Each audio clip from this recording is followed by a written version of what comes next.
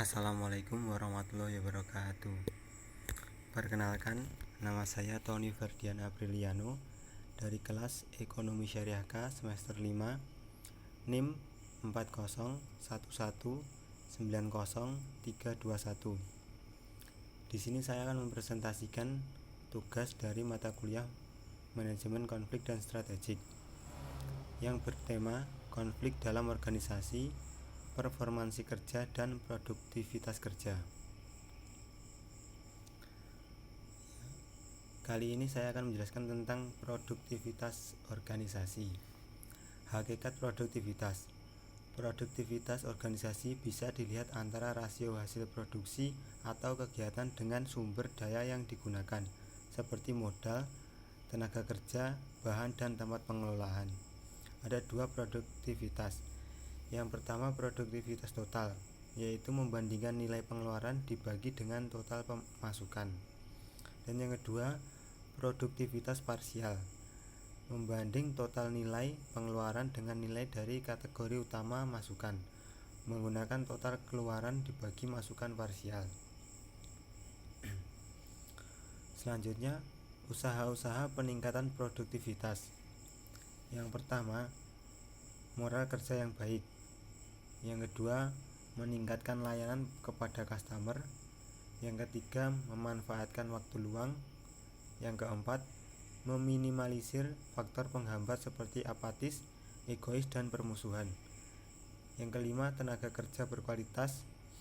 Yang keenam, teknologi pendukung seperti mesin. Yang ketujuh, kreativitas dan inovasi. Yang kedelapan, motivasi manajerial terhadap bawahannya.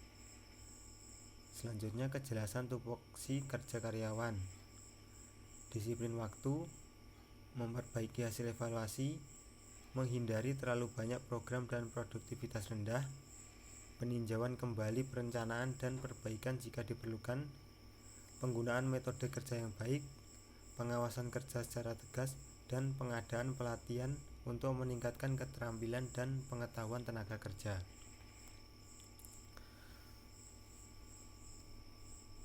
Pembahasan yang selanjutnya, pengaruh konflik terhadap produktivitas kerja. Ada berbagai pandangan mengenai konflik dan organisasi. Pandangan tradisional mengatakan bahwa konflik hanyalah merupakan gejala abnormal yang mempunyai akibat-akibat negatif sehingga perlu dilenyapkan. Pendapat tradisional ini dapat diuraikan sebagai berikut ini. Yang pertama, konflik hanya merugikan organisasi karena itu harus dihindarkan dan ditiadakan. Yang kedua, konflik ditimbulkan karena perbedaan kepribadian dan karena kegagalan dalam kepemimpinan. Dan yang ketiga, konflik diselesaikan melalui pemisahan fisik atau dengan intervensi manajemen tingkat yang lebih tinggi.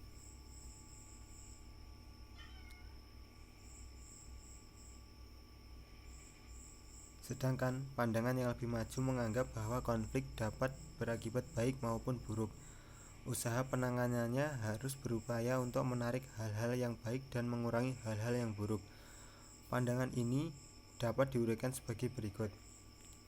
Yang pertama, konflik adalah suatu akibat yang tidak dapat dihindarkan dari interaksi organisasional dan dapat diatasi dengan mengenali sumber-sumber konflik. Yang kedua, konflik pada umumnya adalah hasil dari kemajemukan sistem organisasi. Yang ketiga, konflik diselesaikan dengan cara pengenalan sebab dan pemecahan masalah. Konflik dapat merupakan kekuatan untuk pengubahan positif di dalam suatu organisasi.